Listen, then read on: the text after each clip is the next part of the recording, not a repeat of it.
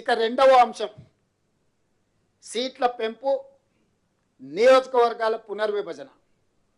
ఇది అత్యంత ప్రమాదకరంగా రాజకీయ పావుగా ఈరోజు నరేంద్ర మోడీ గారు వాడుకుంటున్నారు. ఆ దానికి సంబంధించి మాకున్న అభ్యంతరాలను కానీ దక్షిణ భారతదేశంలో ఉన్న ప్రజల యొక్క అభ్యంతరాలను, అదేవిధంగా చిన్న రాష్ట్రాల యొక్క అభ్యంతరాలను ఈరోజు స్పష్టంగా నేను ప్రజలకు వివరించదలుచుకున్నా.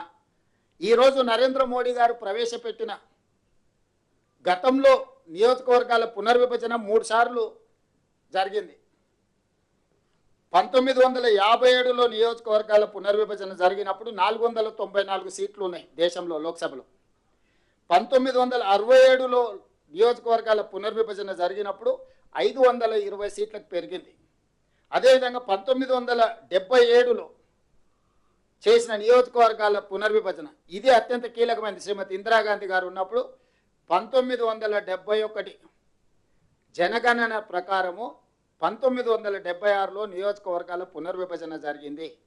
ఆ రోజు ఇందిరాగాంధీ గారు తీసుకున్న నిర్ణయాలు 542 సీట్లకు పెంచినరు. తర్వాత ఒక సీటు సిక్కిం నుంచి యాడ్ అయ్యి ఈరోజు దేశంలో 543 లోక్సభ స్థానాలు నిర్దిష్టంగా ఈరోజు సంఖ్యకు మనం చేరుకున్నాం. ఆ రోజు శ్రీమతి ఇందిరాగాంధీ గారు 1970 దశకంలో దేశంలో కరువు, ఆకలి, జనాభా నియంత్రించాలని కుటుంబ నియంత్రణ విధానాన్ని 1970లో కేంద్ర ప్రభుత్వం తీసుకున్నది. కుటుంబ నియంత్రణ అమలు చేసిన 6-7 సంవత్సరాలలోనే దక్షిణాది రాష్ట్రాలు, ముఖ్యంగా కాస్త చదువుకున్న రాష్ట్రాలు, దక్షిణాది రాష్ట్రాలు కుటుంబ నియంత్రణ అమలు చేయడంతో ఇక్కడ జనాభా నియంత్రణ జరిగింది. ఉత్తరాది రాష్ట్రాలలో ఉన్న రాష్ట్రాలు కుటుంబ నియంత్రణ అమలు చేయకపోవడం వల్ల విపరీతంగా జనాభా పెరిగింది.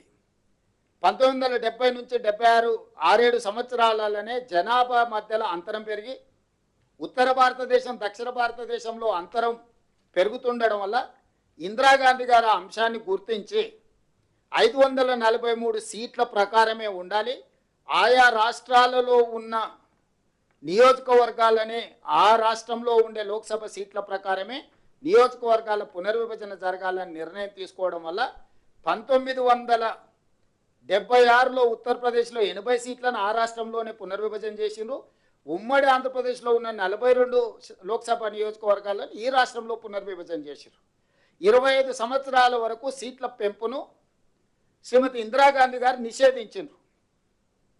ఎందుకు అనంటే జనాభా పెరగడం, జనాభా ప్రాతిపదికన నియోజకవర్గాల పునర్విభజన జరిగితే కేంద్ర ప్రభుత్వం ఇచ్చిన ఆదేశాల ప్రకారం జనాభా నియంత్రణ పాటించిన కొన్ని రాష్ట్రాలను శిక్షించిన వాళ్ళతో కేంద్ర ప్రభుత్వ ఆదేశాలను ఉల్లంఘించిన వాళ్ళను మెప్పించినట్టు సీట్లు పెంచితే నష్టం జరుగుతుందని ఆ రోజు శ్రీమతి ఇందిరాగాంధీ గారు నియంత్రించిన 543 సీట్లు ఉండాలి, ఏ రాష్ట్రంలో ఉన్న సీట్లను ఆ రాష్ట్రంలోనే నియోజకవర్గాల పునర్విభజన చేయాలని.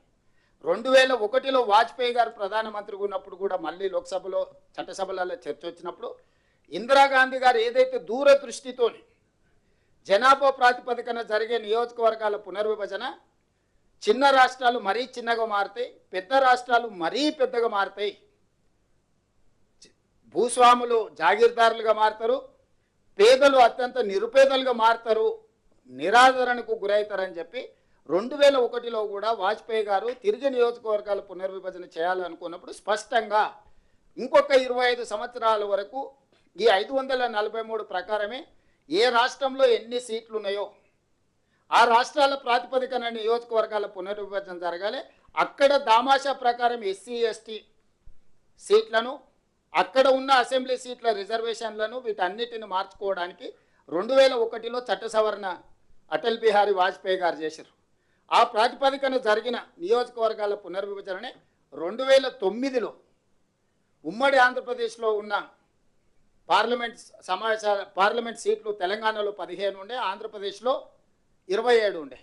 2009లో 17 సీట్లు తెలంగాణకు వచ్చినాయి, 25 సీట్లు ఆంధ్రప్రదేశ్కి పోయినాయి.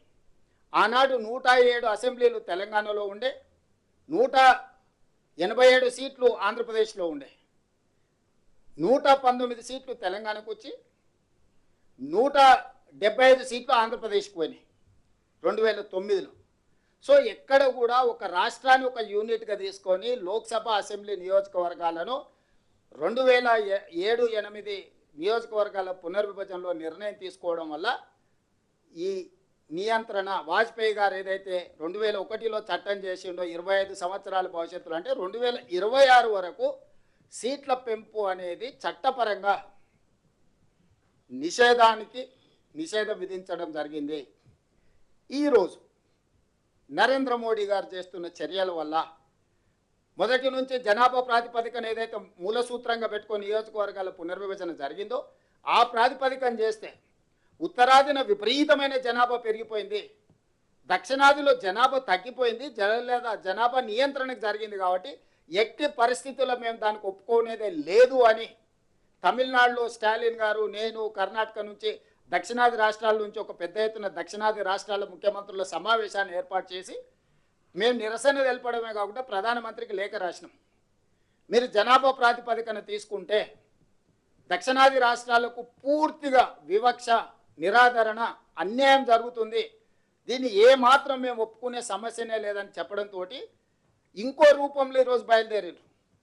దామాషా ప్రకారం అని ప్రోరేటా అంటే 543 సీట్లు ఉన్న దాంట్లో 50% సీట్లు పెంచుతాము అంటే 272 సీట్లు మేము పెంచుతాం, 50% నెంబర్. ఈ 272 సీట్లు ఎట్లా పెంచుతామంటే ఇప్పుడు ఎన్ని ఉన్నాయో దాంట్లో 50% పెంచుతామని. ఫర్ ఎగ్జాంపుల్ కేరళలో 20 సీట్లు ఉన్నాయి, 10 పెరిగితే 30 అవుతాయి. ఉత్తరప్రదేశ్లో 80 సీట్లు ఉన్నాయి, 50% అంటే 40 సీట్లు పెరిగితే 120 అవుతాయి. ఇందులో ఉన్న పొంచి ఉన్న ప్రమాదం ఏంటంటే నేను ఒక్కొక్క రాష్ట్రానికి దక్షిణాదిన ఉత్తరాదిన పోల్చి చెప్తున్నాను, అది ప్రతి రాష్ట్రానికి దక్షిణాదిలో ఉన్న రాష్ట్రాలకు అప్లై అవుతాయి. ఈరోజు 20 సీట్లు ఉన్న కేరళకు, 80 సీట్లు ఉన్న ఉత్తరప్రదేశ్కు అంతరం 60 సీట్లు. ఈరోజు 50% పెంచితే కేరళ 30 సీట్లు అవుద్ది, ఉత్తరప్రదేశ్ 120 సీట్లు అవుద్ది. ఇప్పుడు 30కి 120కి అంతరం 90 సీట్లు. అంటే ఈరోజు కేరళకు ఉత్తరప్రదేశ్కు ఉన్న గ్యాప్ 60 సీట్ల బదులు 90 సీట్ల అవుతుంది. ఇప్పుడు దూరం ఉంది, అప్పుడు అగాధం ఏర్పడుతుంది. పాలిటిక్స్లో అటల్ బిహారీ వాజ్పేయి గారి ప్రభుత్వం ఒక్క ఓటుతోనే ఒక సీట్తో పడిపోయింది. ఒక్కొక్క సీటు ఎంత కీలకమైంది.